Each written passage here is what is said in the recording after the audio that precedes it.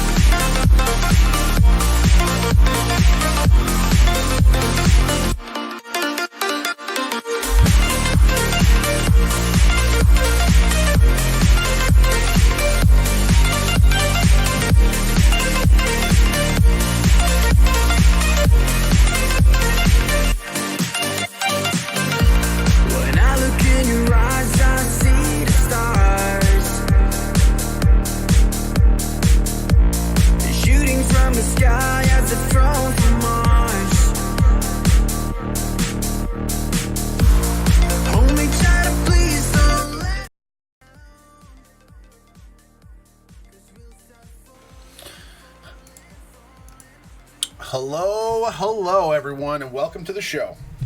We're ready to rock and roll. Good evening, everybody, and happy Sunday. This is our second show of the new year, and we're excited to get into high gear. You like how I'm rhyme here today, guys? So well done.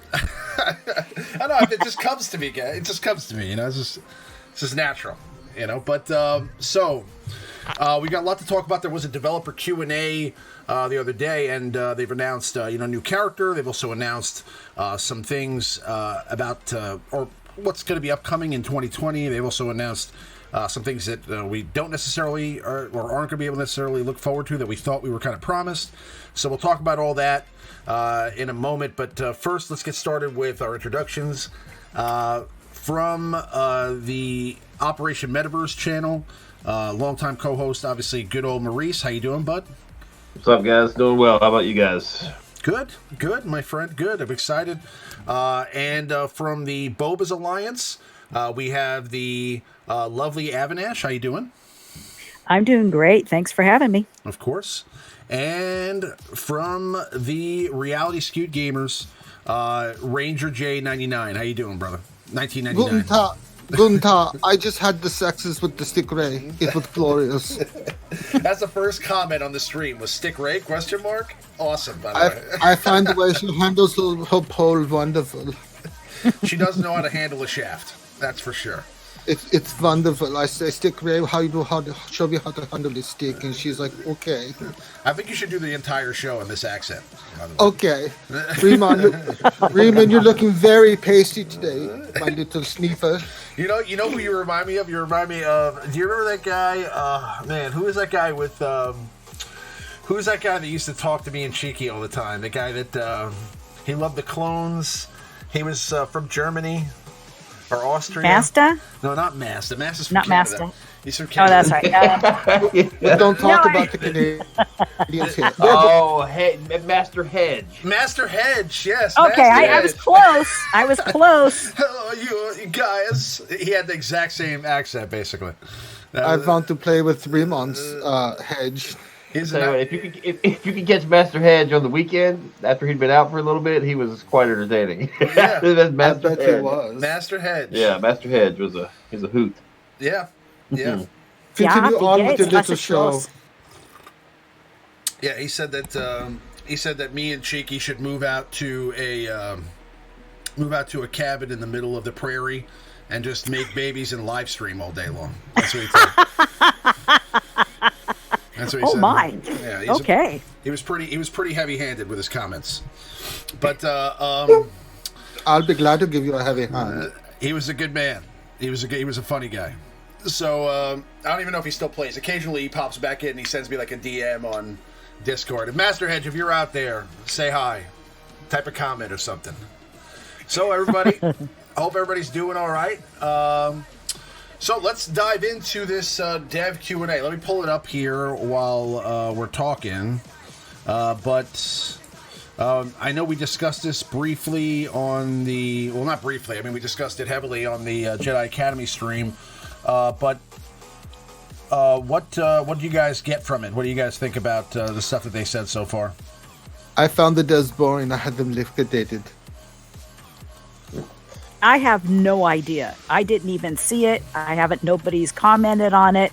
I have no idea what was even discussed. That hurts because that means Avinash doesn't watch our streams, and I'm very upset about this because we did a whole stream about it, making fun of them for 3 hours, Avinash, and then we covered it again on Jedi Academy. So you didn't have to read. I need to go watch it. Yes, I do. I need to do that. You didn't miss anything, is what I'm trying to get at. So When was it? A couple days ago, It was on the 10th. it was on Friday. And it's in Q&A format, so it's not like an announcement where they're giving you Right. information, but you have to actually read all the questions. It's really annoying to actually get It's the dumbest thing. it's like a really annoying way to consume your data about the game. You have to read through all these questions that you're not interested in. You have to read through like 36 questions that you're not interested in to get the answers to like 2 questions that you are interested in. You know what I'm saying? They did, it was interesting to see what they said about quality of life. Oh, I'm sorry, they didn't touch quality of life issues. So that was one thing. They didn't really tell us. I mean, the only big news we got was they confirmed Poe was coming. Oh my God, I didn't have any idea that was going to happen. But I mean, a lot of their answers were I think it's pointless. I'm with Finn on this now. It's like we actually intentionally do what we do now in RSG when that Q&A comes out because they just don't answer the questions, and they're very. I mean, just oh my God, the response to the holiday one, and then their final answer, like I'd like to thank all the devs who came on their lunch break to make sure to come do this. I did hear about that. I saw that, and I'm like, holy crap, really? I mean, that was such a kick in the balls to the community. It's like, well, this is important, but it's not that important. But it's important enough we'll make our employees here at CG have to use their lunch break to come respond to you guys. So we'll touch on a couple of the main topics here. So it says here, in your last Q&A, you stated that there is a larger problem to addressing / fixing the mod cap in the game. Do you have any plans for this year to address / fix the larger problem to allow for larger mod cap, or do you intend to leave it as is and continue to frustrate players? And then with the guys, they responded by saying, we don't have scheduled plans to tackle the mod cap, but it is part of our planning and discussions. We experience this frustration point as we play too and want to find a solution. So that basically means no. Yeah. It basically means, we have solutions, but we're not going to implement it, at least not now. How can they know when they don't get past level 26? I don't know. When they keep restarting their accounts. How do you know endgame when none of you play the endgame? I don't understand it. Like, good Lord, it's not. Oh, just if you just don't answer. Just don't say anything. I just honestly just shut up. Seriously, CG, just shut up. Just don't talk about stuff otherwise. Yeah, just don't do Q&As anymore, and just talk to the community in your normal post, because at least then you can only mess up so much. So, I understand that they believe that this is like engaging, but I mean, it's not. I just find it obviously I don't have time to do these to be a part of the developer Q&As, so maybe there's something special and I'm missing out. But no, I feel like I would rather consume the information in a different way.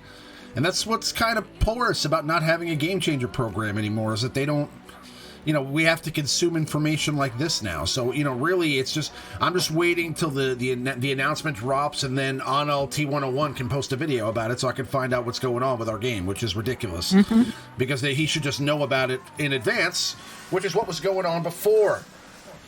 But you mean having a program where you work with YouTubers to get on the same page and know about things and be able to put it out? This is a strange concept, Raymond. Could you come up with could you clarify more about this program that you're looking to start with? Yeah, I think that would be a great idea to develop a program where, they work directly with YouTubers and content creators and, try to find a way to relay the information in a more concise and professional manner. But, I mean, that's just asking for too much, Their holiday response was the best. I think that was your favorite, Gom, the holiday response one. Well, yeah, I just, I really, honestly, I wouldn't have a problem with it if they didn't offer holiday-specific packs every single day. I wouldn't have a problem with it. I understand, especially in today's PC culture, you don't want to offend anybody, you don't want to exclude anybody. You know what? I get that. Okay. They celebrate the holidays themselves. Okay, they are American, but a big part of the community that plays the game is not. Okay, still. But then every single day there's a new pack with little snowflakes all over it representing the holiday season. Come on. So we have not traditionally observed Christmas in Galaxy of Heroes. The primary reason for this is that Star Wars doesn't celebrate Christmas, and as a consequence, we don't either. Let me tell you right now that they definitely celebrate Christmas. I mean, they are gone for like a month, from the middle of December until basically the middle of January, and I think, if I'm not mistaken, that one of the first Star Wars movie was a Christmas special. So oh, God. So I mean, Star Wars definitely does celebrate Christmas. So well, they call it Life Day, but you don't even have to say Christmas packs.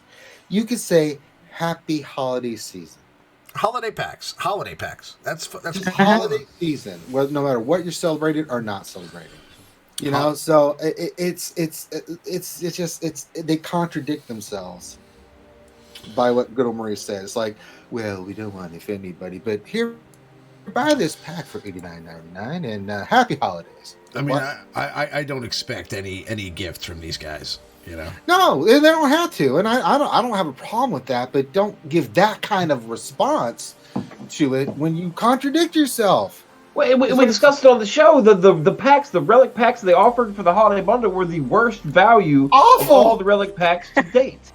It was the worst. It's just like, well, since you guys all got iTunes gift cards for Christmas, why don't you waste them on this terrible relic pack? Yeah, this is pretty bad, but I mean, it's such a mind-numbing thing to think about. When they said that, when me and Finn, I actually almost came out of character when I was reading that. Like, is this real? Are you trolling my ass, Finn? Went back and read the rest of it. I was like, no, they really meant that. I mean, Finn were just stupefied for a few moments. It's like, really? It's like. So who cares about whether GAC history is private or not? Like, that's one of the questions. Like, it's like, would you guys consider making SWGOH make GAC history private?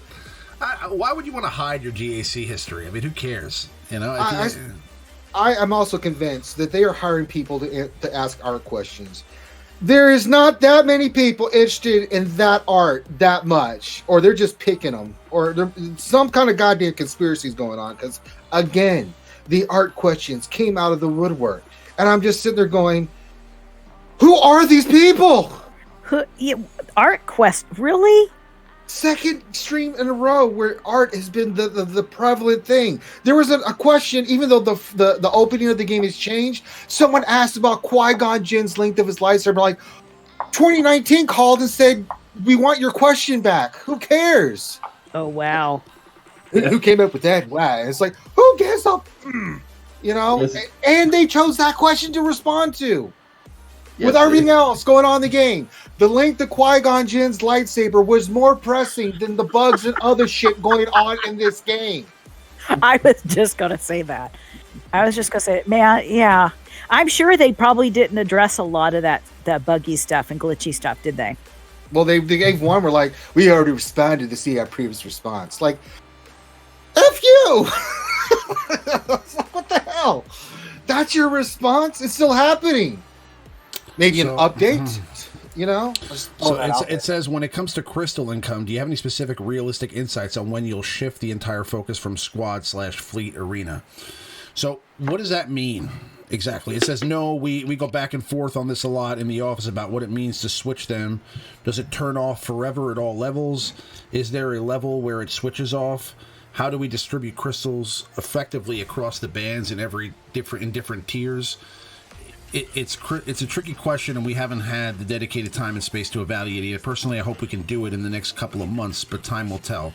So what does that mean? You think that at some point they're going to literally shut off crystals in Squad Arena? No. They mentioned in if they shut off crystals in the Squad Arena, I quit. They're not going to shut off crystals. They're going to shut off Squad Arena. You're going to get your crystals from Grand Arena. Right. Grand Arena replaces the Squad Arena and Fleet Arena. They mentioned that in like the interview on the Galactic War Report. They talked about it. They mentioned it in the Q&A previously. It's a direction they've considered. I mean, personally, I wouldn't mind it, but I know a lot of people don't really get into Grand Arena. No, I don't. Yeah, and rely on the Squad Arena. But if they do that, it's essentially the same thing. That'd be a problem. Yeah. There's a lot of people that don't play Grand Arena. No, but got his Frozen Carbonite because he didn't play Grand Arena. Frozen and Carbonite. That's awesome. That's right. I got my cabbage. Yeah, I'll just set my defense and just let it go from there. Finity heard we were talking about the Q&A and went ahead and popped in the chat. Finn, Triggered him. Finn, Mr. I got to go to bed early because I have to work and get up early, but I can be here and participate. But I can't go on the actual stream and participate. That's fine. You know who doesn't go to bed early is CG Raging Spaniard. He's up all night, every night, answering art questions because that is what the community's main concern. So, I mean, yes. Wow. God. Sense of priority is just I don't even know what to think about that. It's so weird. So this is a big one. All right. When will we see relic abilities? Will it be available for all legendary characters? God, yeah. Relic abilities are currently on the back burner as we begin to do our more tactical planning for the next year or so. There are some other opportunities we are thinking about pursuing first. When we pick them and start working on them again, we'll let you know. Is that not the biggest kick in the balls ever? Wow. I remember distinctly the marketing on that one where it shows you get to Relic 7 and it'll unlock these new abilities and stuff. Because we talked about it. And then they said, well, we're going to wait a little bit because there's some issues. Okay, cool. You're having some issues. I'd rather you fix it. Now they're just saying, no, I'm going to put that shit on the back burner. That's well, the thing is what you advertised. They've got so much out with the G12s and then the G13s and the relics and such kind of shoved down our throats so quickly. They better not come out with some other increase in that sort for quite a while. You know, Yeah. People have got to get settled in and be able to even reach that point. Well, I think the bigger issue, you make a great point there, Avinash. You know, they rushed the relics and all that stuff too quickly. Yeah. But then the other issue, separate from that, which is such a great point, is that when you promise something in the advertise, it's like with back in the day when they had CLS on the screen for playing Star Wars Galaxy Heroes, Luke with the lightsaber, and then you would log in the game, and there would be no Luke with the lightsaber. It's false advertising. I mean, you don't do that to people. If you're gonna say you're doing something, you can't sit there and advertise like get Relic 7 and get all these wonderful abilities. I'm not gonna lie. When they said that they were going to be adding new abilities at Relic Tier 7, and it shows that literally in the trailer for Relics, I thought to myself, like, okay, I want to get the characters whose special abilities I want to get up to Relic 7. So I mean, I've already made purchases in this game based on which character's abilities I want to get leveled up. So I mean, like, right. So how dare you plan ahead? So I mean, and and then it's going to go out the window, and it's going to end up being focused on I bet else. you that I bet you that it will not, like, I bet you that when they do decide to release these abilities, okay, it won't be that, like, if you already have a character at Relic 7, like, suddenly you have a free ability available. There's going to be some other thing that they're going to ask you to do now, in addition to getting the character to Relic 7 to get the ability. It's going to either... It's not like you're just going to, like, let's say they release abilities in 3 months or 4 months or 5 months. They're not going to just suddenly be like, oh, well, you have 20 characters at Relic 7? All those characters are getting new abilities for free. It's not going to happen. Because now they're going to figure another way to add some sort of level of monetization to give you the abilities once you get to Relic 7. And I promise you it'll be something that's annoying. It's not just going to be like, spend 200k credits and you can unlock a special ability when you're at Relic 7. They're going to probably make it... They may just not even do it at all. They may just remove the abilities entirely and just make it so that, like, now they're going to add, like a instead of Zeta abilities, they may add like alpha abilities, and the alpha abilities are the new abilities. Yeah, I think T-Money kind of was speculating on this the other day on the Jedi Academy that it might be an entirely new ability material, like Super Zetas, like something ridiculous, or some it could, other paywall, or it could require a ridiculous amount of the existing Zeta materials. Like you might need 40, you might need 60 to get this ability unlocked, sort of thing. There will be alpha mats that come out in this game. I mean, there's already Omega, there's Zeta. We probably will get beta mats and maybe alpha mats at some point, I think, for sure. If they want to stretch it out, they'll do beta first and then alpha. Well, Abner makes a good point. He says you'll have to destroy a more powerful character to activate relic abilities. Perhaps, but what it will do, I mean, that's not what he meant, but I mean, there could be it could be a huge balance issue. Like perhaps maybe some of these new abilities just simply break the game and then they just can't release them. Like maybe Mob Enforcer's relic ability, just destroys CLS or gas or something ridiculous. Like they can't, that's, I would rather them delay it for balance issues, but I wish they would tell us that, not just say, "Oh, they're on the back burner." Right. They missed an opportunity to fib here. To be honest, they're like, "Oh, well, they're not working as intended, and we have to do some more testing." Anything would have been better than, screw it. Yeah. Good old Maurice, you bought Towson. He's exclusive only to the pack. Just kidding. He's a hard note farm. I'm still salty about that. It's 2.5 years later.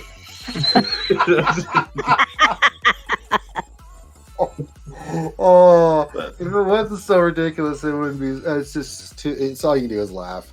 Oh, the things we went through in the beginning of the game to get a character. Oh my God. The good old days.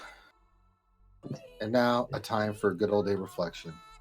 So another thing that they discuss here is, would CG upgrade or add a new tier for daily challenges with better prizes? We would. However, we're starting with the new assault battle tiers before looking into adding tiers to daily challenges. So we are getting new assault battle tiers coming up, and then they are looking to add new increases to daily challenges. So at some point we could be seeing possibly guaranteed Omegas out of the challenges every single day, with maybe a lesser amount of purple mats and a lesser amount of Omega mats. Possibly, so guaranteed Omegas, and possibly we'll probably have a chance to get a Zeta out of the that's challenges cool too. Yeah.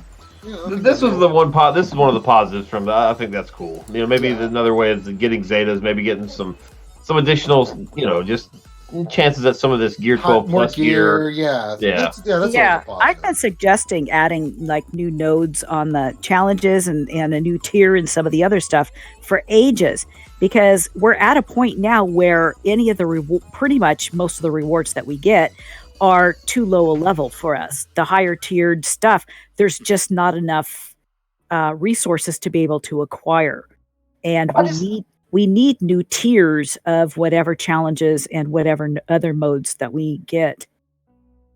I just remember when these assault battles came out, like for the very first time they'd come out, and like we'd sit in chat parties and all like race to see who could beat it the fastest, and if we could beat it all. Like they were challenging when they first came out. They were granted the fun was over in 20 minutes, but it's something fun to do. I mean, I guess that could count as new content. I mean, but I mean, it was fun. And I remember there was one server, I think it was the Republic server, where they actually, like, if you were the first one to complete it, you got like a special avatar or something. You got a king or you got a king or queen title. Yeah, it was fun. Yeah. That was fun stuff to just participate in with the community. So we'd all be in voice chat and we'd be sitting there racing. But unfortunately, anybody who had a laggy iPod or iPad or something like that, they didn't win. But it was fun.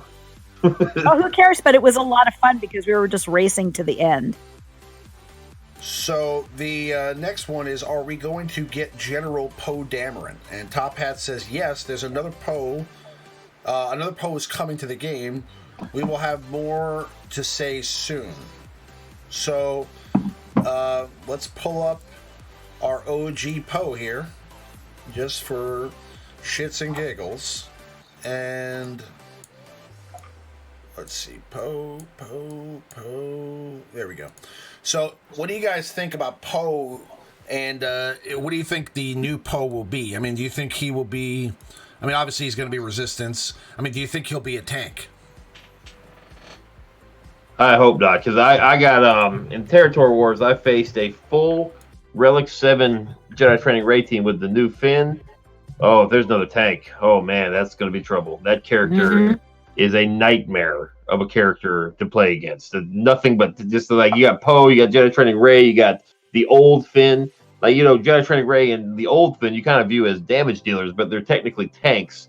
So all of a sudden, Banana Republic Finn gets his turn, and all of a sudden you got 3 taunting tanks with crit immunity. You've got it's insane. It's incredibly difficult to get through. That's gonna, if he synergizes with a new Finn, which I'm assuming he will, that team's gonna be tough. Resistance is gonna be very, very stout defense wise. It's gonna be a tough team to handle. So it's exciting and scary at the same time. It'd be cool to see Resistance on defense, because no one puts them on defense. Right. So it'd be cool to see just some parity and just different teams, different stuff. Make Grand Arena and Territory Wars a little more fun.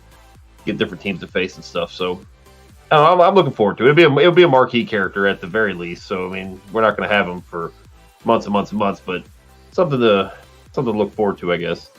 So we have here, it says, has anyone considered updating Galactic War with a harder version that unlocks at either level 85 or specific amount of GP on your account? This ties into the question I answered about a new game mode. We think that a Galactic War hard mode would be good, but we think we can do better. Doing better starts with some fundamental system changes to the way we target unit difficulty and power scaling, but we are excited about the potential of what we are planning. So I'm assuming that by what they're saying there, that they're not going to make a Galactic War hard mode, but they have some other game mode that they're creating that will basically take the place of that. Yeah, I guess so. Why can't we use the Malevolence in GOTB? It's a bug. We're looking into it. Yeah, it was like all these people that I have that have the 7-star Malevolence, and they're like, Jesus Christ, we can't use it in TB. How could you possibly, after like the TV's out for 2 months, like not have figured this out? You know what I mean? Like I just don't understand it. We're looking into it. It's last week. You guys are looking into it now? Good. I just feel bad for the people that have suffered in Fleet Arena for the past 4 months. hoarding their stuff for the Malevolence and just completely skipping the Negotiator. And they finally get the Malevolence, like, oh, I can't use it. Yeah, it's like, it was. It was like It's somebody's a like, bug. "Why can't I use it? What happened? What happened? You know, is it not really the dark side or something?" And I go, "No, it's a screw up." Just put it that, you know, they better fix it this next time. So many people were looking forward to using it and being able to platoon their HT, so, you know, to help us out. But no. This is his response straight up. It's a bug. We're looking into it. It looks like we might miss it for the next instance, but have it fixed for the one after. We're currently looking into it. So you have to repeat that twice. Looking into it. Looking into it. For experienced players who purchased the Hyperdrive pack, many of the quests were reset. This will now prevent me from obtaining Vader's first title. Will any corrections be made for this? We are actively investigating why this is happening. Every other, it's like just. I guess this is just about the bugs and stuff. That's this section of the Q&A. But man, so another one that I found interesting was the Hyperdrive bundle. So hey, the Hyperdrive bundle was amazing, even for such a long-time player as me. First of all, fantastic way to sell your Hyperdrive bundle, right? It's a throw out there that like an old school player bought the Hyperdrive bundle, right? So that's the question that they have. So many useful gear and materials. I really liked it. For the first time ever, a bundle included Zeta materials. Can we expect new packs in the future with Zeta materials? That would be awesome for new and long-term players. First of all, no, it would not be awesome. And second of all, great, this is the answer. So great question. We've debated internally a lot about selling Zetas, and I have personally been on both sides of the argument as time has gone on. The Hyperdrive bundle was the first time we sold Zetas straight up, and I decided that a bundle as monumental as the Hyperdrive bundle would be a great place to do this. This is a bit of a rambling answer to your question, but I would like to find more opportunities to include Zetas in merchandising. When and how we do this is still in question, though. So what do you guys think about them selling Zetas more frequently than they are now in the Hyperdrive bundle? Well, honestly, it gets to a point we've got so many characters and such a limited, you know, you get one, you know, like you get one little piece of salvage here and there. And we have so many characters that we need to have Zetas for. And they're coming out with characters that need 4 Zetas. So, I mean,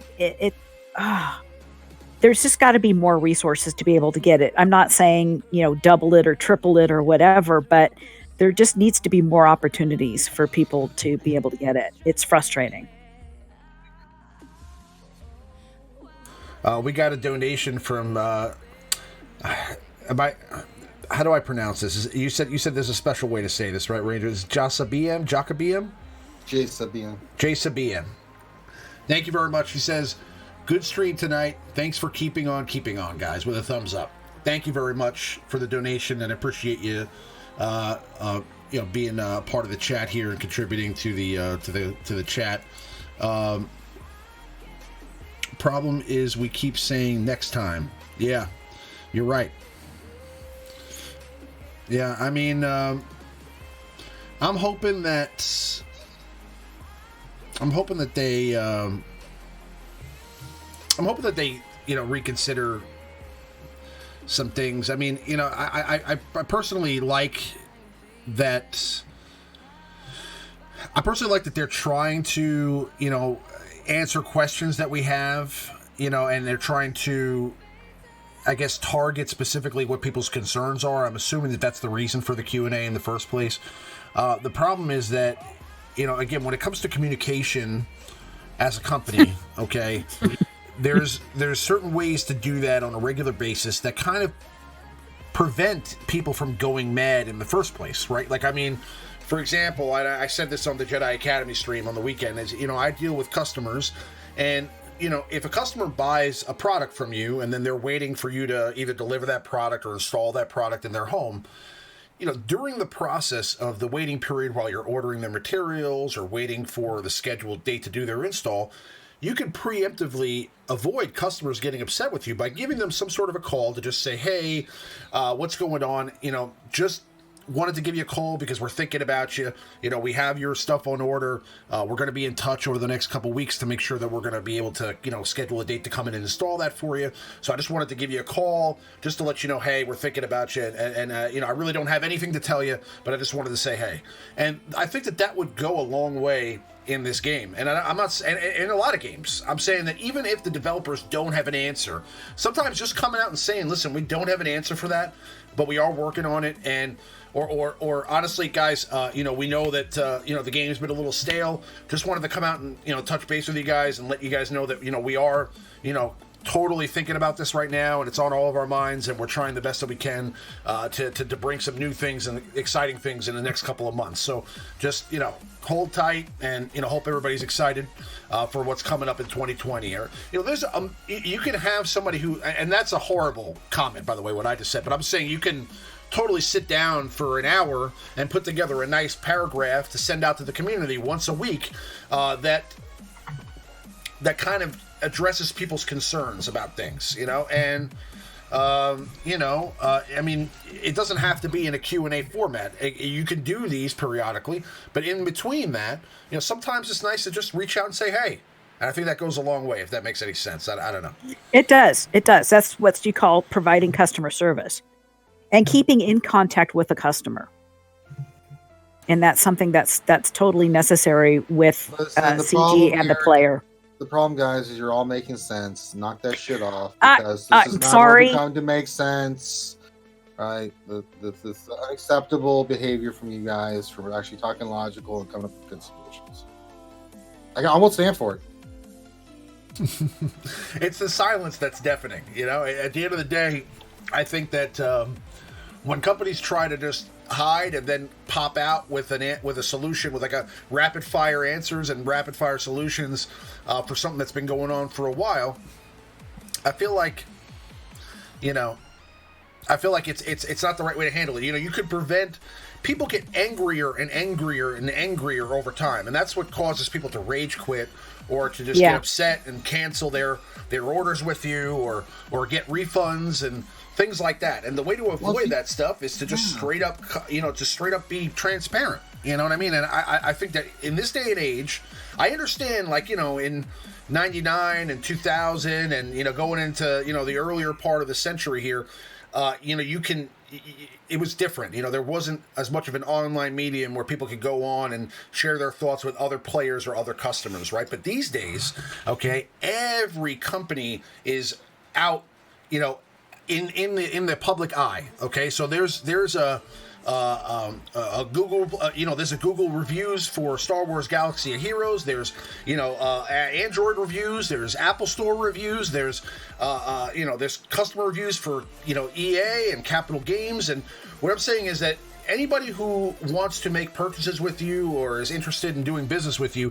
has the ability to see not only how you're rated, but additionally how you interact with your customers. And they can actually see your interactions online. So they can go to the forums, or they can go on to your, you know, your comments on, let's say, the Android store, and they can see how many times the developer has responded to people's complaints or issues that they're having with the game. And I'm not saying that this only relates specifically to Galaxy of Heroes, but I'm just saying in general, I feel like that, you know, companies that don't understand that transparency is a huge thing, especially this day and age, you know, tend to have, you know, huge customer service issues. And I think that, you know, it's just as important to make sure that your player base and that your customers are happy as it is to continue to create content and try to make money. Obviously, I think that you know, these days you have to realize that it's not, you can't just make money and kind of care about your customers. You have to show, you know, empathy on all levels, and that alone goes a long way. I think that if more players felt like there was an empathetic feeling coming from the developer, they would be more inclined to spend money on the game. You know, like I know I would personally, if I felt like they had my best interests in mind, you know, and I know that they want to make money, but I'm saying if I felt like they were constantly, you know, for the amount of money that I was spending, giving me some sort of return for my investment, personally, or even, you know, I'm just saying, if they like, and we've talked about this a million times, if they had some sort of like a VIP system or something that they did that would give back to the players a little bit for every dollar that they spend, and then over time, you get some sort of recognition in game for that, and you get some sort of a legacy player achievements for that and things like that. I mean, that would go a long way. But I feel like there's been absolutely zero. And this game's been out for 4 years. There's games that literally come out, this year. They have VIP systems. They have things like that in place. Games that have much less of an income than this game does, and they're thinking about, making sure they take care of their players. This game, there's players that have spent, so much money on this game, and I feel like to not take care of those people at all is, I don't know, it's just sad. Because, I mean, I've seen many players at this point walk away, and I feel like if they had just been coddled a little bit or given something in return to make them feel like appreciated for the amount of money that they've spent, or feel like that because they've spent this amount of money that there has been some sort of a long-term benefit for them, then, especially considering how old money is worthless in this game, it would make people think twice about quitting, at least a little bit more frequently than they do. That's just what I think. Anyway, yeah, so I've been rambling now. I don't know if anybody has any other thoughts. I'm kind of done on the developer Q&A. There's really not much else here to discuss. We can jump into the top 5 here in a moment, but if anybody else has anything you want to add, I mean, and the one other thing I saw here is, can we please have some additional information on the Galactic Legend events? We have a lot of planned information forthcoming. Our hope is to start that information rolling near the end of the month. Fingers crossed. Okay, so we should be getting some more info on the events towards the end of this month. So, we'll be getting the characters like 3 months after the movie came out, basically, and nobody will care about Rey or Kylo Ren anymore because we're already on to Clone Wars and other things. This stuff should have been planned out so that, these characters dropped in December when the movie dropped. I mean, to me, what was so cool about that, do you remember when the game first dropped and they had that Kylo bundle and they dropped Rey in the game? And that happened literally the day that Star Wars The Force Awakens dropped back in 2015, 2016? Whenever that movie dropped, that day you were able to buy the Kylo bundle. And I bought the bundle just because I was excited about the movie, and I was like, it was like a kind of like a hand-in-hand thing. And then when Rey came out, Jedi Training Rey, it was literally the same week of when The Last Jedi came out. That's what made you so excited to get Jedi Training Rey, because you just saw her in a movie, and now you're unlocking the character in-game. To unlock the character 2 months after the movie drops, when all the hype is gone, is really a disappointing thing. I don't know. I'm not a huge fan of it. What do you guys think?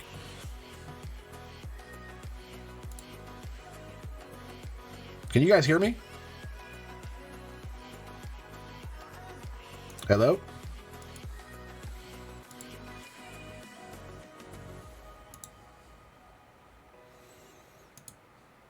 Are you guys there?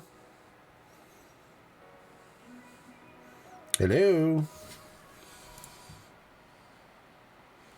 I hear Maurice talking, but for some reason I can't hear you guys.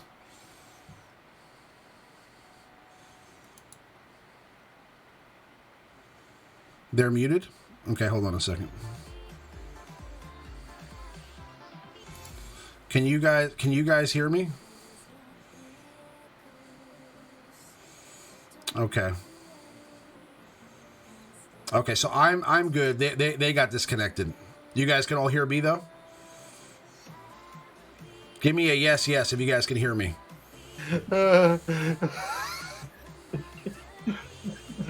Yes. Can you hear us? Yeah, I can hear you guys, but you guys were muted. No, you got so excited that you left the Discord and just kept on going, and then we're just sitting here. I didn't leave the Discord. I'm still in Discord in the chat with you guys. Now you are. Whatever it was, we got disconnected somehow. Yeah, it was hilarious. So, Oh my so God. you guys never didn't hear me, right? No, but we could see that you were really animated and excited about. You were definitely talking. We couldn't hear a word you were saying, but we could see you just going on and on and on. But on the video on the stream, they could hear me, right? Yeah, I have no idea. Yeah. I was listening to the stream. That's why I was laughing.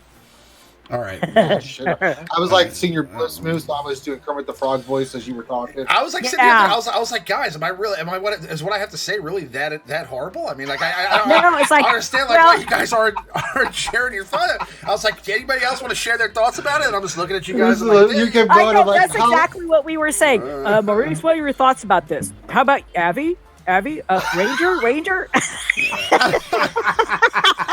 That was so disappointing. I was like, guys, I'm gonna go home now. Oh God! I'm well, dying. you missed Ranger. Did Kermit? I did Cartman from South Park, and then Gom did Gom impression. So, just generally making fun of you. Yes. Dr. Gonzo, I sounded like a broken garbage disposal. No. God. No.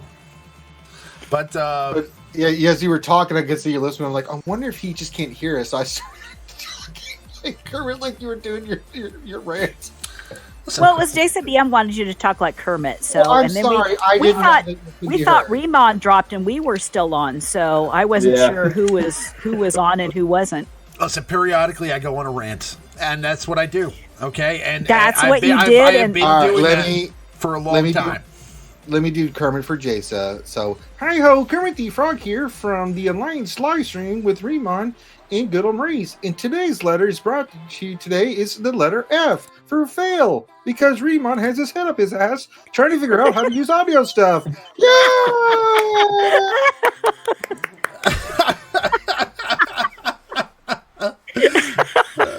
That's awesome. All right. Oh, that was pretty good. All right. So really though, do you guys like? Do you guys agree with what I was saying about the Galactic Legends coming out? We didn't hear a word. I was saying that the Galactic Legends are coming out in probably in a month or so. Probably looking at. They said they're going to release some more information in the coming weeks. What I'm saying is that typically in the past we've gotten these characters like right as the movie dropped, and this time we're not. So do you guys think that it's a bad idea because the hype is kind of gone from the films? Well, here's the thing. This is a funny thing in the Q&A. They said they wanted to release these characters but not do it as a panic farm. And I think we all exploded with laughter when we heard that. Like, what do you define as not a panic farm? Because I'm pretty sure Hux, Sith Trooper, probably Finn, new Poe, which is just getting ready to be released. I have a sneaky suspicion they're going to be a part of what you're going to need to get these characters. I could be wrong. Well, they talk about, we don't want you to panic farm. But at the same time, we don't know what the other characters are. And we won't know till the last minute. So, of course, we're going to frippin', panic farm because it's like, oh, my God, there's the characters we need, and I don't have those up yet. 2 days before they come out. Like, here you go. Yeah, here you go. Well, you had 3 months to farm. You knew Rey was coming. Okay, so you knew what to farm. farm, but what farm? What they don't put stuff in enough time. I know. I'm kidding. And what I'm saying is that I know, but it's infuriating for them to say again, putting their foot right in their mouth. And if they consider this time right now that we're in at the moment as time for us to farm for Galactic Legend Rey and Galactic Legend Kylo, then they are absolutely off the wall, fucking ridiculous. Okay. There we go. F-bomb dropped. I love it. Right. Okay. Well, I finally got to a point where I'm sick of hoarding everything that I have and not being able to put it on tunes that I want to play, darn it. So I went on a binge this weekend and I did what I wanted to do with whatever characters I did. I'm just like, screw it. Everybody's like, oh, don't do that. Don't do it. You need to save it. It's like, I want to play these characters. I want to finish up my GR team up to the max. I want to finish my clones to the max. I want to do what I want to do to be useful, not only for myself, but for the guild, doggone it. And it's like, I'm tired of speculating. I'm tired of hoarding. I just want to play. If I don't have what it takes, then screw it. I don't have what it takes. Yeah, when the time comes. Avinash simply could not resist the urge to relic Luminara, so she will not have the new Rey in Kylo. That's probably about right. Who knows? I don't know. Well, we'll I see. did relic Gamorrean Guard. You know, he is R5 now, so Yeah. yeah. The one last thing is, so like Ranger said, they're going to be doing the release of the characters, and they said they don't want us to panic from. That's part of the thing, but they also said that the Galactic Legends people asked how they're going to compare to other teams in the game, and they said the Galactic Legends will feature a new mechanic as well as a couple of other unique twists. They will be powerful and iconic. We have plans to start revealing the details in the coming weeks, so stay tuned. What does that mean? I mean, it says we're trying something different with these two characters and announcing them ahead of time. And they're saying that we will feature a new mechanic as well as a couple of other unique twists. What is a unique twist for a character? What is that? What is it? I mean, what? A new paywall is what they're going to do. Here's a unique twist. A new mechanic for these characters? I mean, I don't know. This sounds horrible, guys. I got to tell you, I don't know. They need to stop with the new darn mechanics because what they do, there's so many characters in the game that the new mechanics that they introduce to the game are going to break something. It's more likely that they're going to be breaking something now. They need to stick to a certain set of mechanics and work with that, tweak it a little bit, but for God's sake, stop creating new ones because it's going to create massive problems. Sith raids are going to be soloed with one tune by that time, and it's. If you really wanted to give me time to farm, this section right here where it says required units would be full, at least to like 75%, so I can guess what the first 10 characters are, and then so maybe I have to guess what 5 of them are, but the other 10 should be revealed, right? So I'll tell you what's making me really angry as I keep looking at the screen and just noticing it. Why are there 5 crit damage mods on your Poe and 1 crit chance? I don't use. He only needs half the amount of crit chance. He doesn't use his Poe. I mean, the last time I used a Poe was like 4 years ago when the game dropped. But back before speed worked, when Poe was turn 1, that's when I used Poe. That's the last time I used a Poe. No, I mean periodically when Finn's leadership worked, I used to use it a little differently. But no, I never really rocked a Poe. He doesn't really, other than nowadays he really doesn't work on any team other than maybe. I guess you could use him with. No, I mean there's better characters to use with Rey Jedi training. I mean, you need him with maybe. All Finn. that's fantastic, but why are there 5 crit damage mods and 1 crit chance mod? Do you not like other characters? What's going on? Let's just establish that my mods aren't good, okay? And let's move from there, okay? But, how much hazing of me do you need me to do for something clicks in your head to at least have somewhat reasonable? At this point, it's just a decision to continue to roll with this style. I feel like it's the style decision. I mean, it's like wearing your hat backwards. You know what I'm saying? Yeah, that's not the same. Yeah, there's a difference between wearing your hat backwards and then sticking it up your ass. It doesn't go there. Same thing with your mods. You know what? If I ever face you in a Grand Arena Championship, I will burn you to the fucking ground. Okay? Oh my god. Game on Donkey Kong. I will face you any time. We left the not safe for work warning on this stream. Okay, if I ever face you in a Grand Arena Championship, you will go down. Okay, I don't care how much more GP you have. I will remod my entire roster just for this victory, and then when I'm done, I'll send you a video like this of a DDP diamond cutter. Bang! Like that. I just want to volley your tears when you get your ass rocked. So the man who's Kyber and the other one who isn't. I wish that we could do send the man who's still stuck, who's frozen in carbonite. No, that's Finn, not me. I'm definitely frozen in carbonite. Oh, you're frozen in carbonite. Okay, I'm definitely frozen in carbonite. I was like, don't Bring Finn into this, all right? Yeah. I can't believe you just made a Diamond Dallas Page reference on the Star Wars stream. That was pretty good, actually. Yeah, Yeah. a little Diamond DDB cut- action. Who doesn't like diamond cutters? Oh, such a good period of time. I miss those days of wrestling. Yeah. But Frozen and Carbonite versus Kyber. Absolutely. Yeah, that would be amazing. Listen, you know what would happen is he would wake the sleeping dragon. Okay? He would wake the sleeping dragon. I'd be like, oh, Ranger J1999? Let's do this. You know, I would become... Huh? What's your GP at?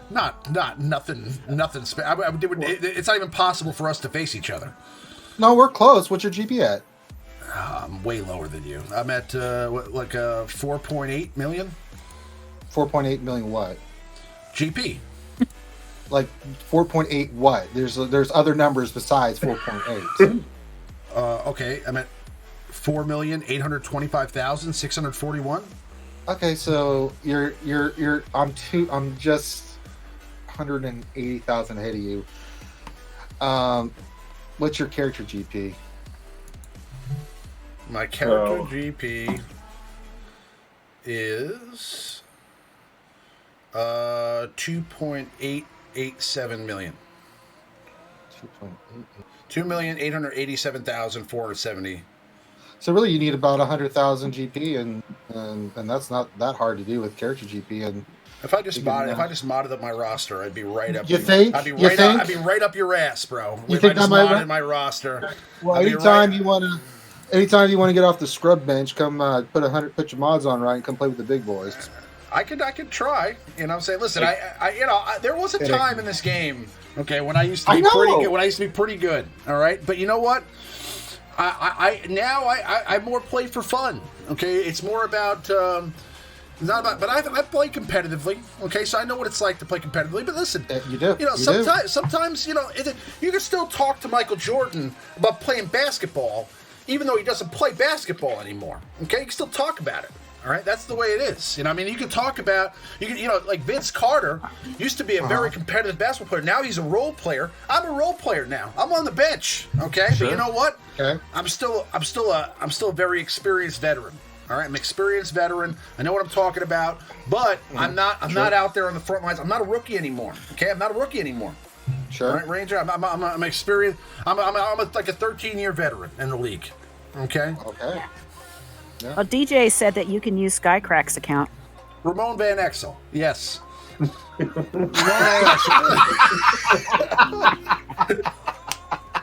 You're like, Ramon Van Exel. That's fantastic. That's awesome. Ramon Abdul-Jabbar. Yep. 13-year veteran. Guys, I still got my hook shot, guys. I still got my sky hook. The sad thing, Reba would still wear those 1981 shorts that they used to wear back in the Wouldn't day. it be cool? Like what Shy Bears is saying here is we can, and that's actually what I was going to get into. Wouldn't it be cool if we could do like a sandbox GAC where we could just pick our GAC battles for That fun? would be fun. Yeah, it would be Oh great. yeah, Because absolutely. me and T and Gom and all of us would be like trying to kick the shit out Oh, we of would each do other all the live time. streams facing each other. Like, it would be awesome. Like, you know what I mean? Like, it'd be, like, that would be cool. Like, I mean, it would be, like, I've thought about that a lot. Like, you know, being able to make, you could literally make a turn. We can make our own tournaments. And we could literally have our own tournaments, like, we can do brackets and everything. We can face each other. It'd be great. It'd be great. You know what I mean? But that's neither here nor there. Or anyway. Anyway, so I've been rambling, and this segment of the stream has gone on way too long. So we're gonna go ahead and get on to the top five. And I know that Ranger says that the meta report is not an interesting thing to talk about, but this week, Ranger, we have some things to discuss. Okay, so Wow, holy shit! I'm excited. What do we got? let's take a look here. So it looks like. Okay, so Darth Revan is still number one, all right, but not by much. Okay, we're talking about almost I would say almost a 50-50 split here. Okay, if you count all the Padmes out there that are running, similar squads, we're talking about, let's see here, 2493, 2451 plus 953. We're talking about 30. we're talking about 3,400 Padme and General Skywalker teams, and then there's 3,600 Revan teams. So we're talking about literally like a difference of 200 leaders at rank 1. So it's become very small, the gap here. I think that Revan eventually seeds here pretty soon, sooner rather than later. I mean, General Skywalker has moved up tremendously in the last week since the last meta report. I'm about to contribute to that. So after this next TV, I will have my General indicated 7 stars. So what are your thoughts about that, Maurice? Are you seeing General Skywalker all over the place? Oh, yeah. Oh, yeah. 7-star, baby. Yeah, my top 10 in my arena is all gas. Yep. I am the only Darth Revan right at the moment that made its way all the way up to number 1 for my payout. All I saw was gas all the way down. How many are you seeing in your shard, GOM? Oh, probably 12 of the top 20-ish. I'm in there screwing around with 4 different arena teams now. It's frustrating. There's Darth Revans that have gotten faster than mine, so I got to use my GG Nuke team. Then I use Darth Revan versus all the other Revans, and then I use Padme. Cross my fingers and hope it works against the gas. There are some gas teams that are easier than others. There's one guy that's he's got really, really well modded gas. It's kind of infuriating because he's got so much damn defense on him, which sounds weird, but like even if you get him down to the end, usually if you can get gas to pop up and he doesn't have any protection, he's not that tough. Not this guy's. There's no guarantee. It's yeah, it's tough. I can't. I've been beating some of the gas teams. It's 50-50 even with my decked out arena team, and I can't do anything. I mean, I could be running gas right now, but mine's 6 stars. It just can't hang, against these Relic 7 gases that are being. So if you don't talk about the Padme teams, there's about 1,000 of them, there's 2,451 General Skywalker teams, and there's 3,684 Darth Revan teams. So just gas alone is climbing up the ladder. And I mean, again, if you factor in that a lot of these people running Padme are probably going to switch over to gas in the next few weeks or so, I'm assuming that it'll be.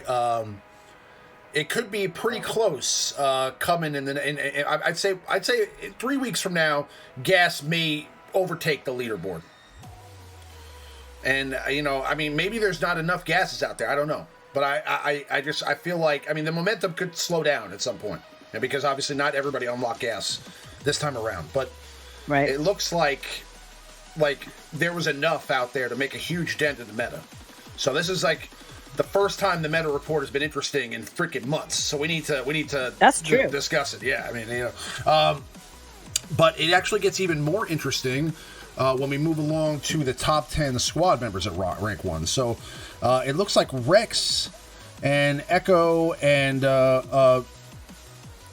Fives and General Skywalker, ARC Trooper have pretty much relegated Sith Empire Trooper to number 10. So they've all surpassed Sith Empire Trooper, and now are, so Rex is the number 5 character at rank 1 right now in the game. That is the one of the most even pies I have seen in a long time. It looks like a straight up pizza pie, with the exception of Sith Trooper. I mean, like, the big piece that Bastila Shan has. But I'm saying that's going to dissipate. This is going to be interesting. That's what we said last week. It's going to slowly start creeping into Gas's favor, where like people like myself and others we're going to get it. So it's eminent. It's kind of. This is probably the most diverse the meta has been in a while. Yeah, and that's interesting, and coming from a meta where it was literally one team only for the last year, right? It's interesting to see that you can win with 2 or 3 different teams, and I'm hoping that the addition of Galactic Legend Rey and Galactic Legend Kylo will only add to that, right? I'm hoping that they don't trump the meta, but they just add 2 more teams to the meta, so now we could possibly have 5 teams that could vie for first place in the meta if you're modded correctly. So, I mean, that would be really cool if we had like a real rock paper scissors meta. That'd be awesome. Rex still relevant after all these years. Yeah, amazing. Yeah. Rex is still awesome. Yeah. But yeah, it's we'll have to wait and see. But I mean, they're saying that these new characters are going to be pretty potent.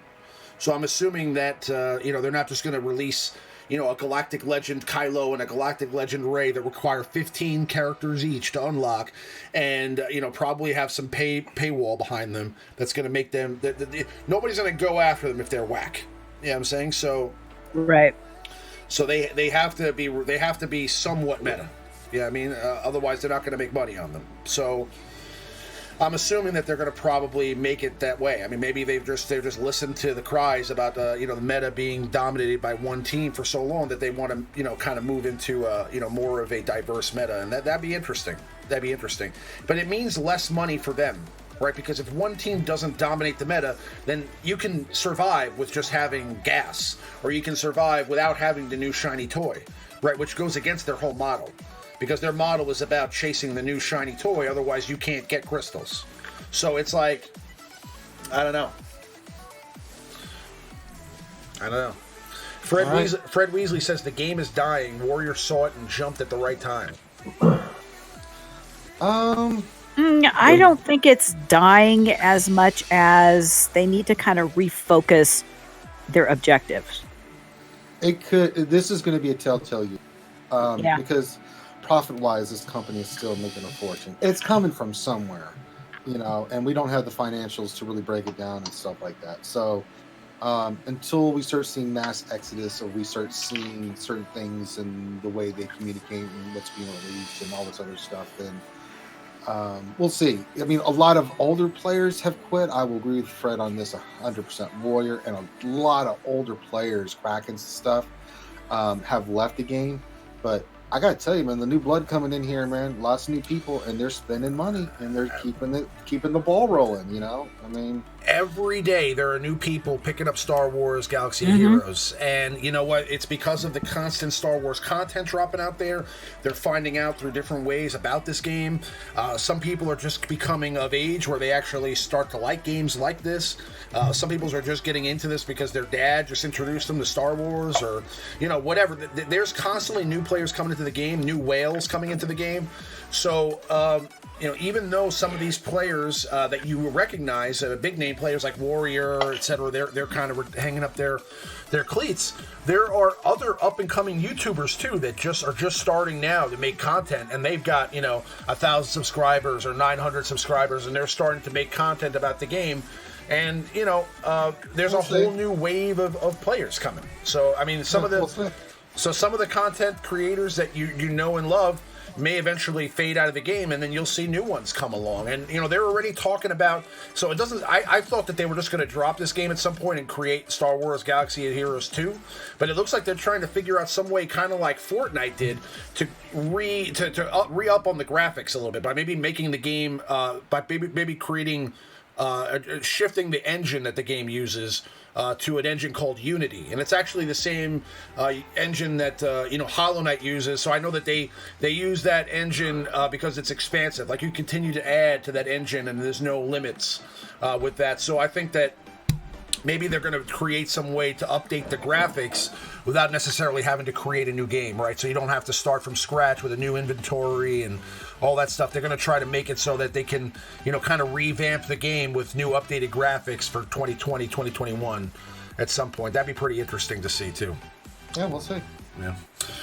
All right, so let's move along to the top 5. And now we have this week, last week we did top 5 tanks to Relic 7, and this week we're doing top 5 attackers to Relic 7.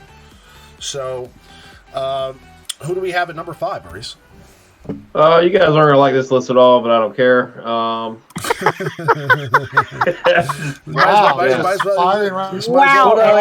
There are a lot of good attackers. There are a lot of people that got left off.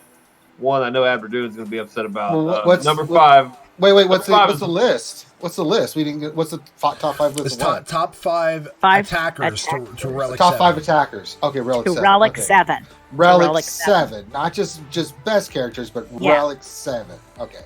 Number 5 is Wampa.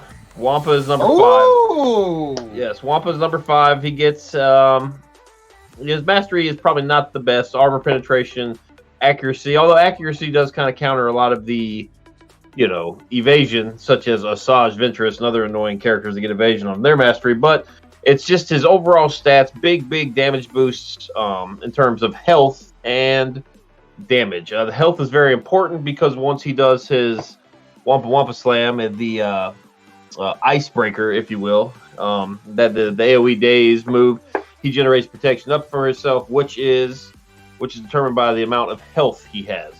So the more health he has, the more protection up he will get, and then he gets the damage. And of course, the damage translates to when he starts boosting himself up, you get more and even more damage, bigger numbers from the Furious Foe move, where he boosts himself up over the course of the match. I think if anybody's using him in like a raid environment, I know a lot of people, some of the older teams use Wampa in like a tank solo sort of team. You're going to find him to be much more effective in those sort of long battles. It's a very good character. He doesn't have really any synergy at all, but he doesn't need it. He's just a standalone dark side attacker.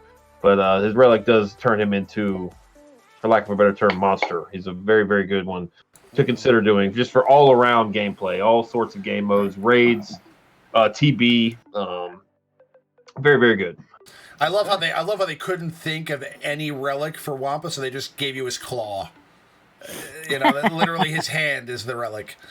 It's the severed hand from the other Wampa that Luke cut off. Yeah, exactly. It is. Slaps you with it. This is from my brother George. Luke did this to him, and I carried around it.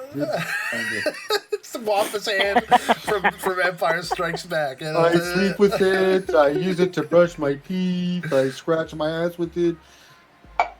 That's funny. All right, but that's our number 5 attacker to Relic 7. We're going to move along to our number 4 attacker to Relic 7, and we have Han Solo. So, I mean, this is no surprise. Han is a high damage attacker, somebody who is essential in a CLS team. And why do we have him here at number 4, Maurice? Well, the only reason he even made the list at all is because he is a pilot. A lot of his increase at Relic is a complete waste. All the crit chance he gets is absolutely unnecessary and a waste of a stat. But he is a pilot. He is one of the hardest hitting characters in the game. He gets to go first. If you guys are facing Watt, he is a very good hard counter to Watt, especially the 5 and 6 star ones. If you have a Relic 7 Han Solo, you will one-shot a 5 and 6 star Watt Tambor immediately, completely eliminating any techs at all. So it's just for that reason alone, he's made this list. He hits incredibly hard. He does get a nice health boost. He does not need any crit chance whatsoever in your modding now. If you do Relic him to 7, it's 90%-ish plus, and then he's going to get 25 from his unique. And he's going to get even more crit chance if you pair him with Chewbacca. So he doesn't need any crit chance at all. It's unfortunate they put that in his mastery, but that's just the way it is. But yeah, just overall, one of the very best, always been, and always probably will be one of the very best attacking units in the game. So, yes, indeed. Yeah, I mean, being a pilot also adds some tremendous value to the relics, so you have to factor that in whenever you're talking about a top 5 relic situation. You have to factor in the value overall. And that's our number 4 attacker to Relic 7. Moving along to our number 3. Who do we have here, Maurice? Number 3, I believe, is going to be Fox. Yes. First Order Executioner. I know, yes, very similar to Wampa in the fact that he gets health and he gets wicked amounts of damage. He actually needs the crit chance he gets from his relics, whereas maybe Wampa and Han, you can make a case they don't need the crit chance as much. First Executioner definitely needs it because if he crits, he's going to feel more turn meter. But a big portion of First Order Executioner's damage is generated from his health pool, and then he continues to give himself max health up when he uses his moves. So the health comes in very handy. You see here, I've got a Relic 5-1. I do have him modded for health. I'm still unsure what direction to take him. But he's incredible in long battles. Like if you guys have tried him out in the Sith raid lately, the First Order wants Relic to become a very good P3 team. I'm picking up 3-4 million with them, just kind of on the back end of P3. And that's way better than some of the original Chex Mix teams and stuff. It just the health and the damage he has, just the damage output on him is disgusting once Relic. He's very very good character. Now we see Hux now that's giving even additional, 50% crit damage to first order characters that counter and stuff like that now. So he's going to be a real pain moving forward once people start getting their hands on, the 7-star Huxes. So it's one to consider. If you guys are working on your first order, I would definitely save some relics for him. He's probably, him and Crew are arguably the two must relic characters in that faction. So very, very good. Yes. Nice. Yeah, and he does a lot of damage. So, I mean, getting him to Relic 7 is only going to amplify that. And, he's really the damage dealer for that faction. I mean, to be honest with you, if you factor in all the characters that you're going to use on an ideal first order team, I mean, this could be changing when we get the new Galactic Legend Kylo. So I don't know. It may, I'm sure first order Executioner is still going to be a part of it, though. So unless they release some of the character that I'm not thinking of, but I mean, let's say we're looking at a first order team right now, including the new Kylo Ren. Do you think it's going to be Kylo Ren? Do you think that first order Executioner is going to get bumped out for for the Sith Trooper and for Hux? No, I don't think so. I think if you use Huxley, you want both Executioner and Sith Trooper in there for sure. Yep. So it depends on your leadership. It depends. I think some of the other characters, the First Order Special Forces TIE pilots, maybe First Order officer. These are the characters that are going to kind of be pushed out. There's even a role for Phasma now with Hux, just to keep that advantage up. There's a role for most of the First Order characters. I think once we get that new Kylo and we can really see the final First Order team, we can start breaking them up into two teams, and really that'll be interesting to see. Same thing with the Resistance. I think that's going to be real fun to see what people come up with the larger pool of characters. So it's going to be fun. That's actually a good idea. I think we may do a top 5 area of effect attacks in the game at some point pretty soon. That's not a bad idea. We've never done that before, so maybe we'll do that. Yeah. But moving along to our number 2 character, the Relic, the attacker to Relic 7, we have Jedi Knight Anakin. So, Definitely. He hates sand, ladies. Speaking of AoE, he gets 100% offense on that AoE when a character goes below 50% health, and then you combine that with all the extra physical damage. He gets some crit chance from the agility growth in his mastery, which he does need. So just lots of benefit here for him. He does get accuracy. He won't miss on his AoE, which even more damage on his mastery, and then armor penetration as well. So he's got the same mastery as Wampa. But just a very good character. He is higher than maybe some would think, just simply because he has arguably the best attacking ship in the game. Very meta ship, very, very good ship. And just throw him in there. You want him Relic for sure. If you're at a competitive fleet shard, you're not going to get very far with just a Gear 10 Anakin in his ETA. So you will need to Relic him for it. It's not just under Padme. But if you're talking about Padme, he gets a nice boost to his health as well, which would give him even more protection up. Very versatile character. He's included lots of Darth Revan encounters. You can put him under Shock T. You can put him with Jedi Knight Anakin or Jedi Knight Revan. So he's got that Jedi tag that you can throw him in behind any of the big leaders. So he's a very versatile Jedi character. Very, very good. Very, very good. Now, that is our number 2 character to get to Relic 7. I mean, he's also got the ship, so that's a huge bonus for him. But moving along to our number 1 here, I know we're going to have some static about this because there is a character that I thought would have been number 1 too, but Maurice decided to go a different direction. So who do we have here? I forgot it. that was pure oversight. I see it now. So. Yeah, but he wouldn't have been number 1. He probably would have been number 3 because Grievous gets a lot of damage increase and stuff that he does not need in his Relic Mastery. He needs health, but that's a pure mistake on my part, guys. Apologize about that. But number 1 is Gas Skywalker. Not only is he an attacker, but he's also the tank of your team, so he gets massive amounts of durability, massive amounts of offense. He actually utilizes every single thing that he gets in his Relic. He's a nightmare. We just talked about it a few minutes ago. Yes, guys. I apologize. I just simply forgot Grievous. That was my fault. Yeah, Grievous would be on the list for sure. So, yeah, General Skywalker is number 1.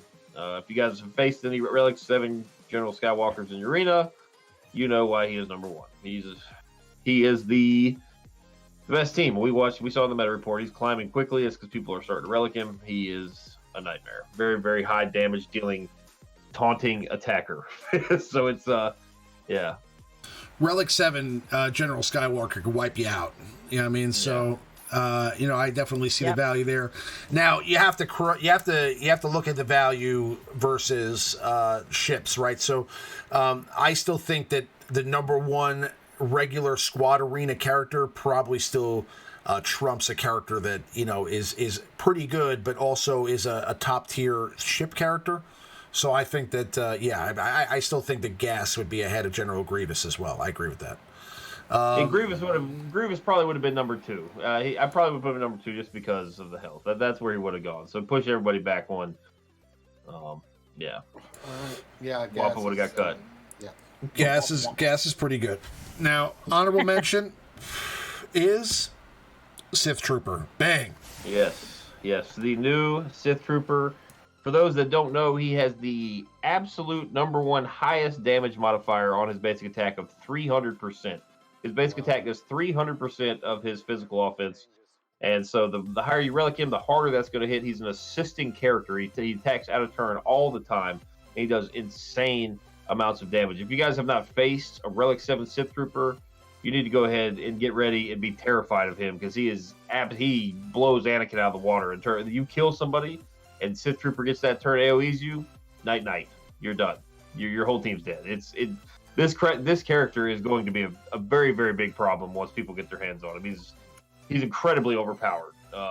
So he's only an honorable mention just because nobody has him. I mean, I am super excited about this character. I did gamble a little bit in the marquee packs. You guys can see I got a 5-star. I was like, that's. I was gonna say a little bit of a you got hugs. A little wailing. I tried to get a little lucky with my Christmas crystals. I tried to get a little lucky, but it didn't happen for me. But he's gonna be scary, guys. You could use him, but you could use him under Sith. You could use him under First Order, and that is a lot of leaderships you can throw him behind, especially behind Hux with the crit damage. You got Phasma lead that can even generate even more out of turn attacks for him. Think of all the under a Palpatine lead, he'll get tons and tons of turns. The crit immunity makes him pretty durable. What team would he be best on? Do you think he'd be like a Relic 7 Sith Trooper? If you had a Relic 7 Sith Trooper right now, you'd probably want to use him with your Sith with Revan, right? No, he doesn't have the Sith Empire tag, so that's. I would say Palp. Palp's good. That would be just maybe Traya. Yeah. It would be interesting to see in the Dark Side Territory battles, and if you can get an easier 4/4 in that 4th phase with him. Yeah, I still like him on First Order because of all the system mechanics that all. That's true. First Order needs the help. I think First Order is just where he needs to be at. I mean, because of the damage Maurice just talked about, it's a very important fact that no matter which make it be, a lot of those characters call to assist, and that's where he's going to shine. So it doesn't matter kind of which one; they all do it. First Order officer, First Order stormtrooper. I mean, it's so. I'm actually looking forward to getting this character. I think they did a good job on this kit. So, yeah. What's the deal with the luck so far? So, did you get any big rolls with Hux? Yes, I got some bigger ones. Okay. With Hux, I just bought Hux. I'm not. But I mean, I'm just curious about. Did you ever get one that was like over 100 shards or? No, Hux. Okay. No. I got a few, maybe 15s. I think I might have gotten the 25-ish one, but they're all 7s. Just they're all 7s. So, Sith Trooper, I had a little bit of crystals left over, and I tried to gamble on Sith Trooper 2, and I actually got a decent. I think I got 25 or so on him too. That's the reason he's 5-star, but. I don't know. I'm excited about these guys. I really like the First Order moving forward. The Sith Trooper alone just provides another threat in the team. Like wherever you put him, whoever you're used to traditionally killing first on that team, now you have to think about it. Because if you kill First Order Executioner first, it's like, well, here goes Sith Trooper. Or let's say you put him on a Traya team. Well, if I kill Nihilus, Sith Trooper is going to AoE my team to death, but if I kill Sith Trooper, that's going to give Nihilist a chance to get Annihilate off. So it's really going to make decision making interesting. Yeah, so get him or save some gear for him, guys. I think once he's farmable, it's one you guys should consider moving up pretty quickly. Cool. So awesome stuff. So that is our top 5 characters to, top 5 attackers to Relic 7. If you guys do like that kind of list, please do give us some sort of feedback on whether you liked it or not, and hit the like button as it does help the channel out, and it does make us feel better. Also, do subscribe to the channel, because it's the right thing to do. All right, just look in your soul. It's the right thing to do. We're going to go ahead and get to the Q&A segment of the stream here, guys. So anybody who is here that's not normally here, this is the time of the stream where we'll scoop up any questions that have been asked so far in the stream, or any questions that you currently ask. So if you have any questions you want to ask, please do type them into the chat now, and we will discuss them here before the end of the stream. And that could also be topics. So if you don't necessarily have a question you want to discuss, but you have a topic that you'd like to discuss, just just tag us with a question tag and just say you want to discuss this topic, and we'll try to touch that as well. So let's move back into some gameplay, and while we do that, we will answer some of these hard pressed questions. yeah, a lot of people made very good suggestions for that list. Granted, yes, Grievous was not on there. That was an oversight. Nest was not an oversight. She's right there on the cusp. But Django was also honorable mention as well. All of these characters. Nest gets a lot of damage, but just overall survivability and stuff, she gets jack squat from the Relic. These other characters get better overall, like just all-around package than some of the ones left off. But so I apologize if you're these lists are opinion based. So as far as that's concerned, I mean, a lot of some things are pretty much set in stone. I mean, there's no way fans or buts about it. But for the most part, these are based on mine and Maurice's opinions. So at the end of the day, you're totally welcome to disagree and share your thoughts on why you disagree, or suggest a different character, and that's part of the fun of these lists is kind of the discussion about what we agree on and what we disagree on. Otherwise, there would be no point for if it was just automatic and everybody knew the answer, there'd be no reason to create the list and share our opinions about it, right? So.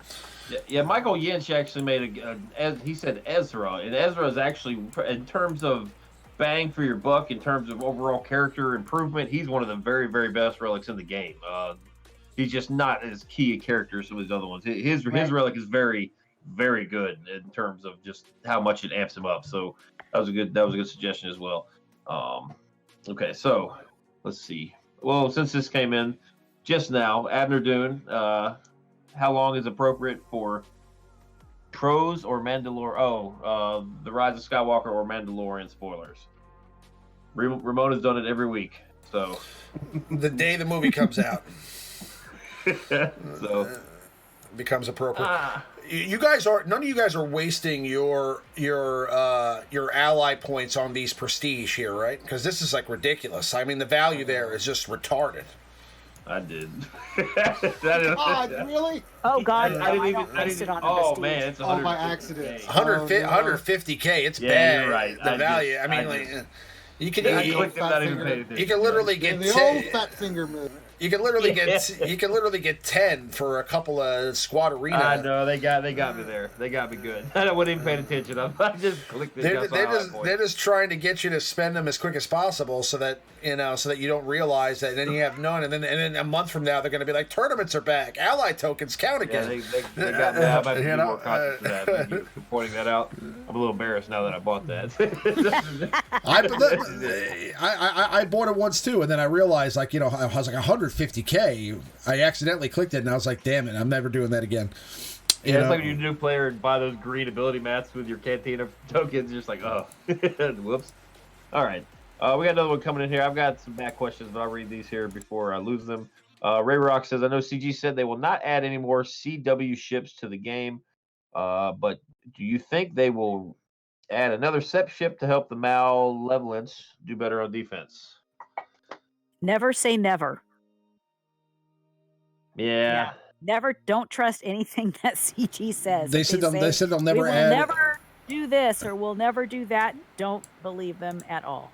Yeah, Clone Wars ships. Okay, so I mean, I don't know. I feel like they have to do something for Clone Wars, being that Clone Wars is coming, and we still haven't gotten, some ships for some of the, other characters. Like there's, doesn't B2 have a ship in Clone Wars, or B1?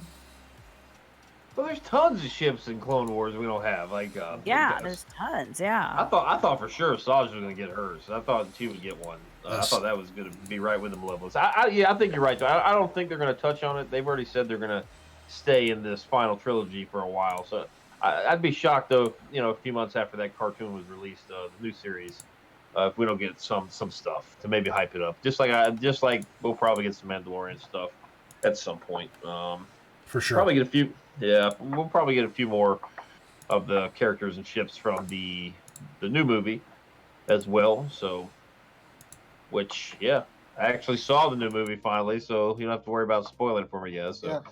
You saw it? Yeah. Oh. Yeah, finally, yeah, finally got the chance to see it. What do you think?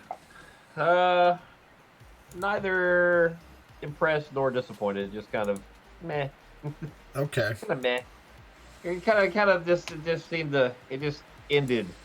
Like it was just like over. Oh, okay. Well, there we go. All right. So That's the end of the saga right there. Yep.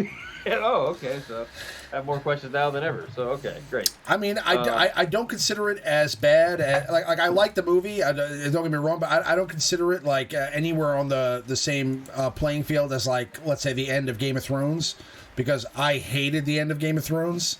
But yeah, I mean, there's no way that they could possibly wrap up after what happened. I mean, and even if they didn't, even if there was no Last Jedi, right? Even if JJ filmed all 3 movies, there would still be a huge portion of the fan base that just doesn't like it. It doesn't matter what you do. There's so many people that like Star Wars, and it's such a vast property because there's so much expanded universe materials. There's so many different types of Star Wars for different types of people that there's going to be people that just don't like this type of stuff. There's people that love the original trilogy, and there's people that don't love the original trilogy. There's people that love, like, the expanded universe stuff more than they love the original trilogy, right? They like, the old Republic stuff, and that's kind of what got them into Star Wars, is the games and the books. And for those people, they're probably gonna be happy with the new content that's coming. So I've heard some rumors that they might be releasing something that has to do with what they're calling the High Republic. Okay, and this could be a time frame based like 4,000 years prior to the Skywalker saga, or 400. Yes, 400. Okay, so 400 years prior to the Skywalker saga, and this would be after the Sith rule of 2, but when the Jedi.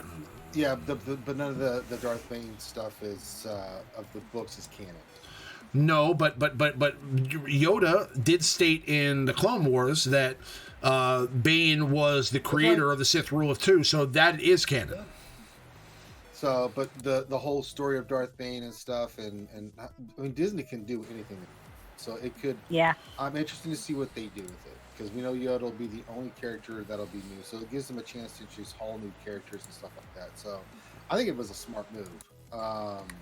It's great. I mean, there is so much stuff that they could do. They could literally steal from everything, and they could they could create a new Star Killer character and make him just based like in the past, and they could create a whole new saga. What they could do is literally take what Lucas did in the Skywalker era and just create it in the past and make a whole new set of films that literally bases around new characters, new storylines, the origin of the Sith, the origin of the Jedi. They can add other things like the Night Sisters. They could create other cults that use the Force, and they could make it a really interesting, multifaceted universe, like Marvel, for example. And they've even enlisted the help, I think, of Kevin Feige to help out with the series. So, I mean, So at least we know that they care and they understand that continuity works, kind of like it did with Marvel, and they're probably going to be looking to do that moving forward. So, there's a lot of exciting stuff that can come in. Now, I understand that Disney owns it, so there's going to be some controversy there, but I hope that they go the route of creating interesting content and making it not necessarily just for kids. Like, I hope that it's We'll see. I hope that it's kind of in the middle there, because if you're going Old Republic and Old Sith and Jedi, there has to be some dark places that they have to go, right? So, I mean, we'll wait to see. We know it's coming out in 2020, so we know they've been working on it.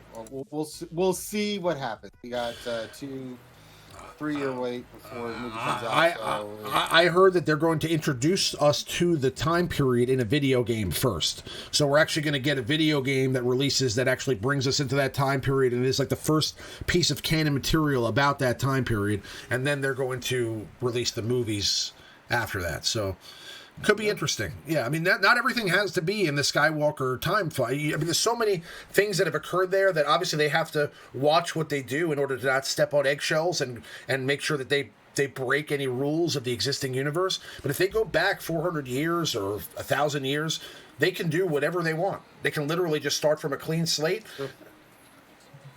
So it could be interesting. What's the next question, Maurice? All right, we got a few pretty quick ones here. Panda asks, why is your arena card GP inflated? Everyone's is, Panda. It is a bug. Yeah, it is a bug. Yeah, you have to kind of work your GP up to that point before it unlocks. Yeah, it's goofy. I think Finn over in RSG actually did a little stream about it. He found out about it while he was streaming. One of the two. I remember watching that. So what does that what does that mean? Arena card GP? Like your arena card is different. Like your GP is different in all areas of the game. Like if you look at your character roster, it's one, and then you look at your card, it's another. Like if you use like the bots for the matchmaking, it's something else. Like it's all over the place. It's really buggy right now. If you look at your GP on SWGOH. Yeah, my .gd, and that's going to be different. Well, which one is real? Your arena, your one on your character. Yeah. Okay. Don't click your name and look at it because that will be incorrect. I think that's the one. Or maybe that's the right one. I can't remember, but whatever it is. One on your character screen is the right one. Oh, okay. All right, yeah, and then okay, next one is these are quick ones here. Blah blah blah blah. Let me find it. Got off the page. Still off the page. There we go.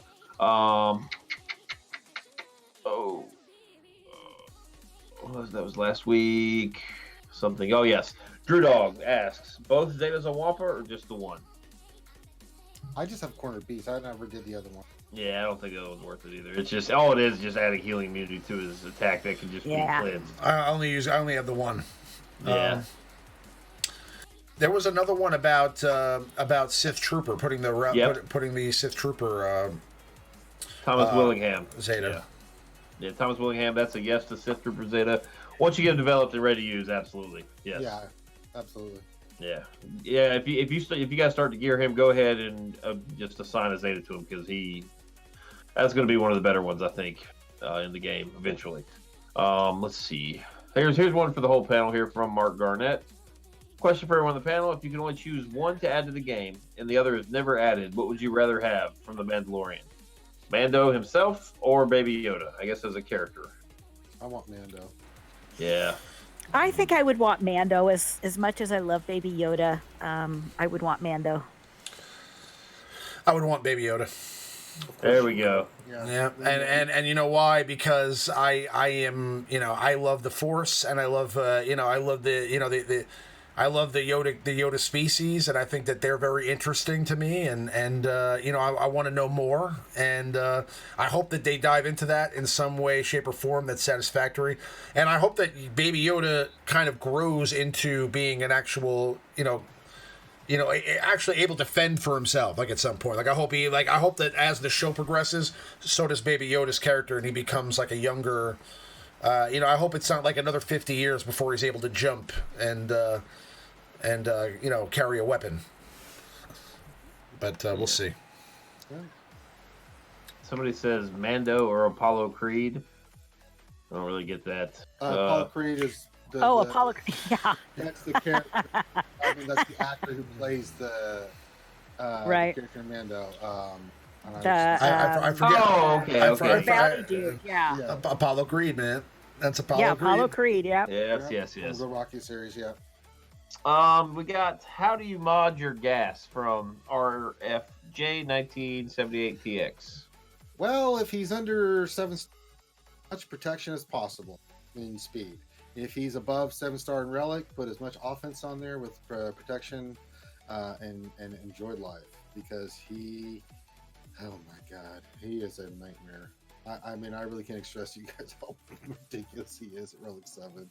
I mean, especially with if you go offense set and your primary is like the protection, but the secondaries are offense, so you're getting the offense set along with any secondaries for offense, and then you add protection. I mean, he just counters attack and he can hit so hard in almost one shot. If you have the same mods, right? Like if both of your speeds are the same, and let's say both teams are modded well, right? Can Jedi Knight Revan and Padme beat Gas? Padme can, because of the protection they get back and stuff. Mm-hmm. So it's actually set up. Padme is a really good offense of team to use against Gas. Not Jedi Knight Revan. Jedi Knight Revan teams get obliterated. I mean, obliterated. Yeah. You can't, because here's what's the problem with that. You can't, you mark a character while Gas has protection up, and this is Relic 7. You can't kill them. You just get their health down. And at the same time, Gas, unless you're getting his protection down, and you can't attack anyone outside of the mark, he's just annihilating your team. So yeah, it's not good. And people are not forgetting, the clones with Gas can one-shot you. Echo's AoE can one-shot you. That's how stupid that team is. I mean, a fully Relic 7 clones team with Gas is an offensive nightmare because they hit so hard. I mean, they can get burned through a Malik with one assist call. It's crazy how hard that team hits. Mm-hmm.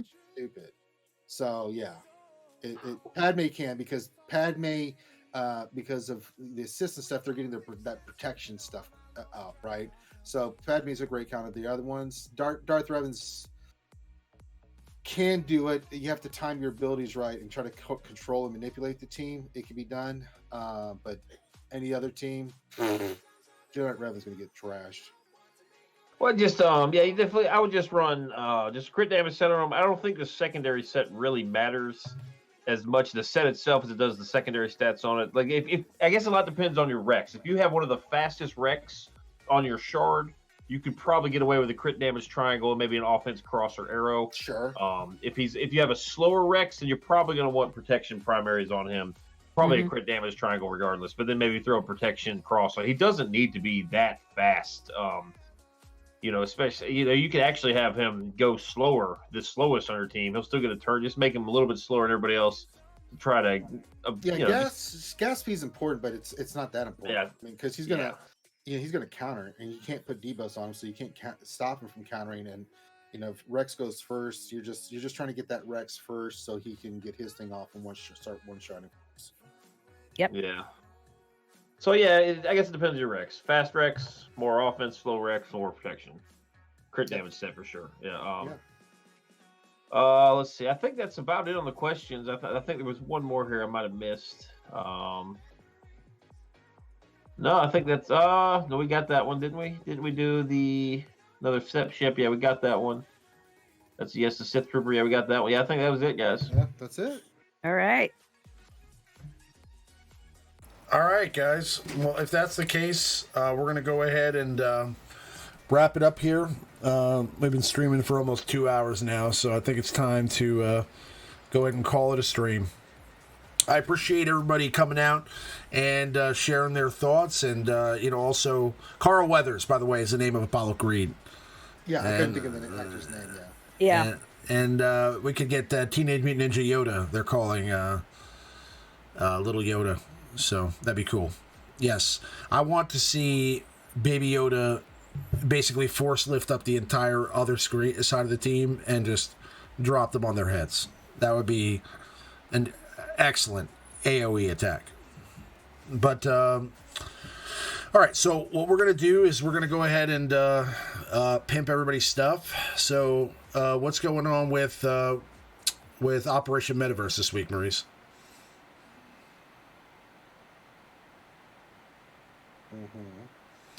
Yeah, that's interesting. Maurice, you're muted, Wow. buddy. You're muted. Oh. Okay. Oh. I got some jokes. Oh, yeah, we moved our stream from Tuesday to Thursday nights, guys. Thursday night at 10 o'clock, we do the Galaxy's Edge live stream. Good time for everyone. Shenanigans, and there's some good game discussions sprinkled in there as well. It's always a blast. And what about the Reality Skewed Gamers this week? Same old. We had our D&D stream tomorrow. Get going back into the lunch streams. Another games we'll be doing this week, and then Wednesday we'll have a returning live stream in the Galaxy on Wednesday, and then Saturday we have the Jedi Academy. Lots of different programs and formats and games that you guys can check out. Cool. And what about Boba's Alliance? What's going on there this week? Nothing much going on this week. Okay. So just that's all I can say. Did you guys drop that podcast last week? It ended up getting screwed up somehow, so we have to re-record it. Okay. So I'm like, oh man, really? It was such a good one too. All right. Well, definitely make sure to check out everybody's channel and their content. There's links in the description for all the channels. These guys take time out of their day to come here and share their thoughts, and being that they do that, they have lots of great content on their channels too. Even better content than we have here. So, make sure to go check out all the links in the description. Make sure to subscribe to their channels, and we'll be back next Sunday with another episode of the Alliance Live Show, and hopefully we'll have some news. Maybe we'll have some more news about these Galactic Legends. Maybe we'll have some news about the new Poe. We'll see. But as soon as we get an update, I'm sure all of these lovely folks here will share their opinions about it, and we'll have lots to discuss. But I appreciate everybody again coming out for the live show. It was a lot of fun, and we look forward to seeing you guys on the next one. I hope everybody has a wonderful rest of your evening and great week, and we'll see you next Sunday, same time, same place. Have a happy and healthy. May the force be with you guys, and we'll see you on the next one. Good night.